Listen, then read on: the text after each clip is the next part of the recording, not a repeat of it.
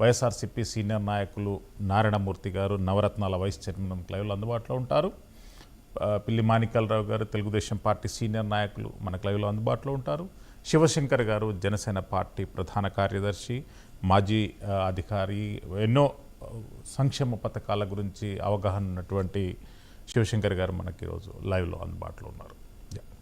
శివశంకర్ గారు, మొదటగా మీతో ప్రారంభిద్దాం. శివశంకర్ గారు, వాలంటరీ వ్యవస్థ ప్రభుత్వంలో ఒక ప్యారలర్ వ్యవస్థగా కొనసాగించొద్దు అని చెప్పి హైకోర్టు సుమారు ఒక 14 కేసులలో, జడ్జిమెంట్లలో స్పష్టం చేసింది. అయినా స్వయంగా రాష్ట్ర ముఖ్యమంత్రి నిన్న జరిగినటువంటి బహిరంగ సభలో వాలంటీర్లంతా నా మనుషులు, నా సైనికులు అనేటటువంటి విధంగా, అంటే ఆ అర్థం వచ్చే విధంగా మాట్లాడడం అనేటటువంటిది జరిగింది. 2,60,000 మంది యువ వాలంటీర్లతో ఎన్నికలకు నేను సిద్ధం అనే అంశాన్ని స్పష్టం చేశారు. ఎట్లా స్పందిస్తారండి ఆయన వ్యాఖ్యలు? శ్రీశైలం గారు నమస్కారం అండి. చర్చలో పాల్గొంటున్న నారాయణమూర్తి గారికి, మాణిక్యాలరావు గారికి, ప్రైమ్ లైన్ ప్రేక్షకులందరికీ కూడా నమస్కారం. శ్రీశైలం గారు, మొదట వాలంటరీ వ్యవస్థ తెచ్చేటప్పుడే వీళ్ళు గతంలో ఉన్న జీవోస్ అన్నింటినీ కూడా మనం పరిశీలన చేసినట్లయితే దానికి క్వాలిఫికేషన్ డిగ్రీ వరకు పెట్టారు, 35 years అని పెట్టారు. పెట్టి వాళ్ళ విధులు, జాబ్ చార్ట్ ఏం చేశారు అంటే, ప్రభుత్వ పథకాలు మధ్యవర్తి ప్రమేయం లేకుండా డైరెక్ట్ గా లబ్ధిదారులకి తీసుకెళ్లి ఇవ్వడం వరకు అని చెప్పారు మనందరికి. సో ఇక్కడ రెండు అంశాలు మనం పరిగణలో తీసుకోవాలి. ఒక గ్రాడ్యుయేట్, మొన్ననే కాలేజీ నుంచి రిలీజ్ అయిన గ్రాడ్యుయేట్ వాలంటీర్ వ్యవస్థలో ఇమిడిపోయాక అతను ఇంకా వేరే ఉద్యోగాలు ఏమి రాయలేడు. ఆయన కెరీర్కి ఎంత నష్టం జరుగుతుంది? 5,000 రూపాయలతో ఎలా బ్రతుకుతాడు? ప్లస్ గ్రాడ్యుయేట్ 35 years దాటితే అతనికి ప్రభుత్వ ఉద్యోగ అర్హత ఉండదు. ఇదేది ఆలోచించకుండా ఈ వాలంటీరీ అంటే పెద్ద గొప్పగా చెప్పి, వాళ్ళకి 5,000 ఆనరోరియం అని చెప్పి, వాళ్ళకి బాధ్యతలు, జాబ్ చార్ట్ అనేది ఏదైతే డిజైన్ చేశారో దానికి ఆ రోజే చాలా మంది మాట్లాడారు, ఇది కరెక్ట్ కాదు, ఇది యువకులు తన క్యారియర్తో ఆడుకుంటుంది ప్రభుత్వం అని చెప్పేసి.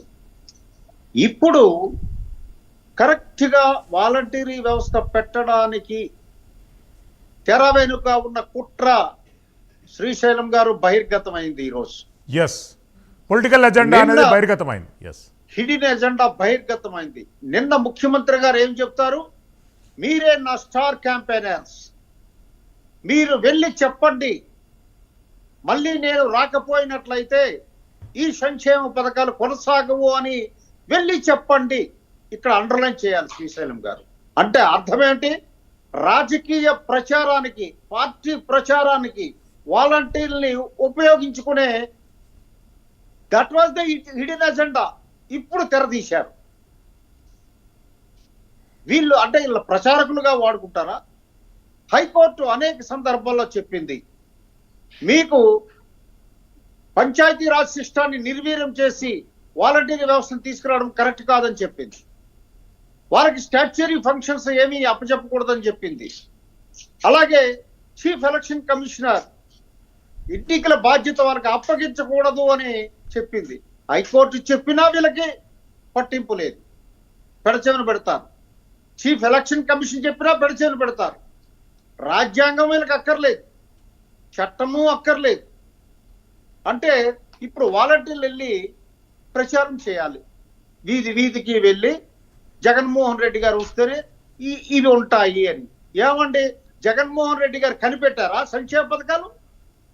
డైరెక్టివ్ ప్రిన్సిపల్స్ లో ఆర్టికల్ 39 to 53 వరకు డైరెక్టివ్ ప్రిన్సిపల్స్ లో సంక్షేమ పథకాలు ఏ రాష్ట్ర ప్రభుత్వం అయినా సామాజిక సమానత్వం సాధించడానికి చేయవలసిన బాధ్యత ఉంది. అది బాబాసాహెబ్ అంబేద్కర్ గారు రాసిన రాజ్యాంగంలో ఉంది, పొందుపరచబడింది. ఇంతకు ముందు లేవా సంక్షేమ పథకాలు? గత తెలుగుదేశం ప్రభుత్వం కొనసాగించింది, కాంగ్రెస్ వైఎస్ రాజశేఖర రెడ్డి గారి ప్రభుత్వం కొనసాగించింది. స్వాతంత్రం వచ్చినప్పటి నుంచి సంక్షేమ పథకాలు ఉన్నాయి. ఈయనేదో ఒక సైంటిస్ట్ గా కనిపెట్టినట్టు, ఆ సంక్షేమ పథకాలు అంటే ఆథరు ఇన్వెంటరు వైఎస్ జగన్మోహన్ రెడ్డి లాగా చెప్పి వాలంటీర్ల ద్వారా ప్రజలని మభ్యపెట్టి తద్వారా లబ్ధి పొంది రేపు ఎన్నికలలో లబ్ధి పొందాలన్నటువంటి ఒక దురాలోచన ఒక కుట్రపూరితమైనటువంటి ఇది బయటపడింది. ఆ రోజు పవన్ కళ్యాణ్ గారు వాలంటీర్లు మిస్యూజ్ చేస్తున్న డేటా కొంతమంది అని అంటే వాలంటీర్లు అందరినీ కూడా పవన్ కళ్యాణ్ గారి మీద ఉసుగొల్పడానికి ఒక తెరలేపారు. ఎప్పుడు కూడా వాలంటీర్లు వ్యవస్థ మీద మాకు ఏ రకమైనటువంటి భేదాభిప్రాయం లేదు, కానీ వాళ్ళని ఇంకా బాగా చూసుకుంటాం మా ప్రభుత్వం అధికారంలోకి వస్తుందని తర్వాత పవన్ కళ్యాణ్ గారు వివరణ ఇచ్చారు. ఈ ప్రభుత్వం వాళ్ళని మోసం చేసి వాళ్ళ ప్రచారానికి వాడుకొని వాళ్ళని ఒక రాజకీయ ప్రచార బానిసలుగా వాడుకోవాలని క్లియర్ కట్ గా ఎజెండా మనకు అర్థమవుతుంది శ్రీశైలం గారు. ఎస్ శివశంకర్ గారు మళ్ళీ